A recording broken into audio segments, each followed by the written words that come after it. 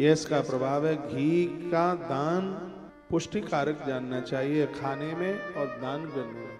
कहीं कोई भंडारा है और आपको मौका मिलता है तो वहां घृत का दान कीजिए। मंदिर में दिया जलाने के लिए घी का दान कीजिए। घी वो चीज है जो 5 अमृत में इसका नाम आता है। 5 चीजें अमृत में ली गई हैं। नंबर 1 दूध, नंबर 2 दही, नंबर 3 घी, नंबर 4 शर्करा और नंबर 4 शहद और नंबर 5 शर्करा। हमारे यजुर्वेद के भूमंडल के 90 नंबर के अध्याय में इसको पंचामृत कहा गया। यजुर्वेद में इन 5 चीजों को अमृत कहा गया। इसलिए इन चारों को मिला दें तो इन 5 को मिला दें तो पंचामृत बन जाता है। आप देवताओं का अभिषेक करते हैं, पहले विधान है एक एक बात, दूध चढ़ाओ, फिर जल चढ़ाओ, फिर दही चढ़ाओ। मैं कर्मकांड में बहुत विश्वास करता हूँ। उसके बाद फिर जल चढ़ाओ, फिर घी, फिर जल, फिर शहद, फिर जल, फिर चीनी। चीनी तो छोड़ो, बूरा आता है, या फिर गुड़ का बुरादा, खांड हमारे यहाँ उसको बोलते हैं, वो चढ़ाओ, फिर जल, फिर गंधोदक, फिर करोद्वर्तन। बहुत अद्भुत है। पानी में कपूर मिला करके भगवान को नहलाने से बाक सिद्धि हो जाती है। पानी में कपूर मिलाओ, फिर उससे भगवान को नहलाओ, वाणी सिद्ध हो जाएगी। पंचामृत 5 चीजों को मिलाओ तो बहुत आनंद हो जाएगा। तो घी की तो बड़ी महिमा है ही। लिखा है विद्या प्राप्त होती है घृत का दान करने से। विद्या चल के आती है। घी का दिया जलाने से विद्या। जिनके बच्चे पढ़ने में कमजोर हैं, स्कूल जाने से पहले सुबह उनके हाथ से दिया जलवाओ। पूजा आप करो लेकिन दिए बच्चों से जलवाओ। आरती भले ही आप घुमाएं, आरती की तैयारी बच्चों से करवाओ। आरती हम करते हैं, तैयारी बच्चों से कराते हैं। इससे उनके पास विद्या आई। ये प्रमाण है। 48 नंबर का श्लोक, आपसे पुराण रखते हैं तो अपने घर पढ़िए।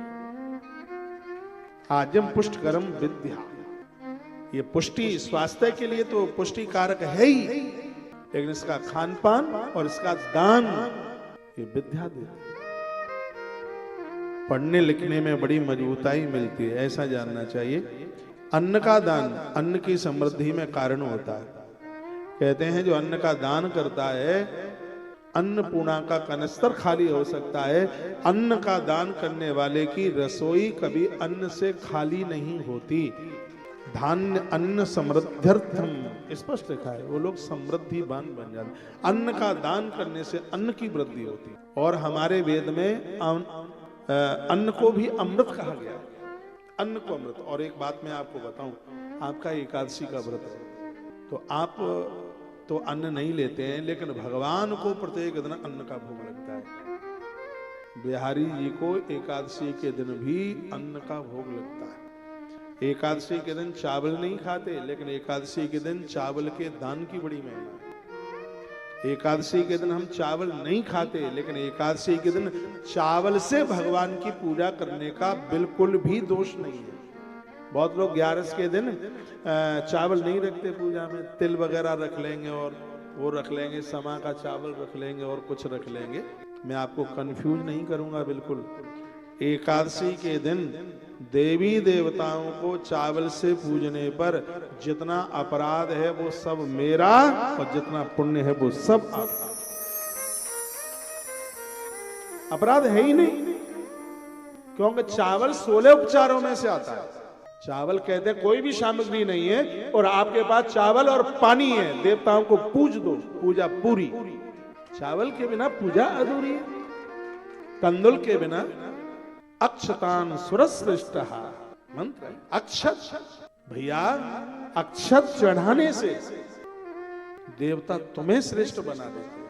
अक्षत की नक्षय अक्षत, जो कभी नष्ट न होने दे, वंश परंपराओं को बढ़ाए। अक्षत है, समृद्धि दे दे।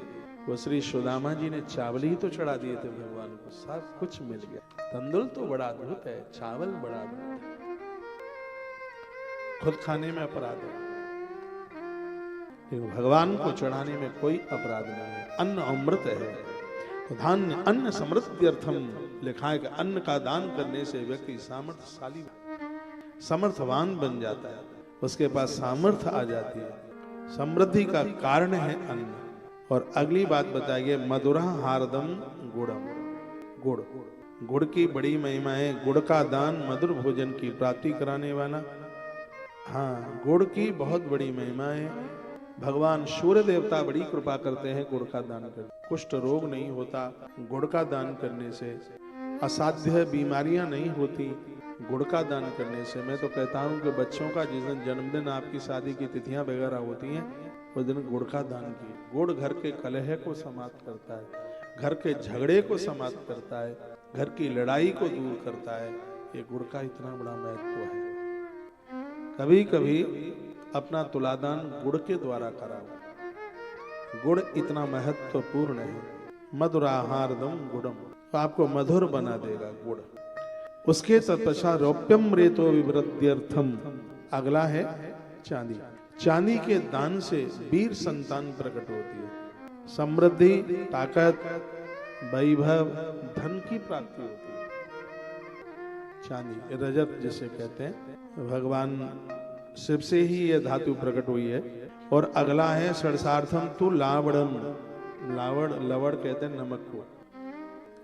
लवड़ का दान बहुत अद्भुत है, ये सिद्धियां दे देता है, भजन में विघ्न नहीं आने देता और हमारी मौत को नहीं बिगड़ने देता। बेटा एक हो या चार हो, नमक का दान करने से उसका अंतिम संस्कार करने के लिए जरूर कोई न कोई होगा। गौ दान की लिस्ट में नमक का दान है, लवड़। कन्या के दान की लिस्ट में है, सोने चांदी के दान की लिस्ट में लवड़, रामरस का दान है, नमक का दान है। रेट में भले ही कम है, एक महिमा बहुत ज्यादा है इसकी। और इस बात को जिंदगी भर याद रखना, मृत्यु काल में उसके अग्नि संस्कार के लिए कोई न कोई उसके पास जरूर होगा। ये लवड़ का प्रभाव है। जिसकी अंत्येष्टि बिगड़ती है, ऐसा जीव अगले जन्म में मूल में पैदा होता है। ज्योतिषी जानते हैं इस बात को। और जिन बच्चों का जन्म मूल में होता है, वो बेचारे जिंदगी भर परेशान होते हैं। उनके लिए त्रयोदशी ना किया जाए, ब्राह्मण न जमा जाए, ठीक से कहा जाता है कि शरीर छोटा है तो ज्यादा समय नहीं होना चाहिए अर्थी में अग्नि दान के लिए। मृत शरीर को जल्दी आग का दान होना चाहिए। उसमें जो व्यवस्थाएं नहीं हो पाती हैं, जो कोई कमी रह जाती है, तो उस जीव को दिक्कत होती है। ज्योतिष कहती है ऐसा जीव, ऐसा जातक मूल में पैदा होता है। 27 दिन में मूल उतरते हैं। पिताजी दाढ़ी नहीं बनवा सकते, कहीं जा नहीं सकते, किसी के घर का पानी नहीं पी सकते। 27 दिन में मूल उतरती हैं, पूजा पाठ होता है, बड़ी दिक्कतें होती हैं।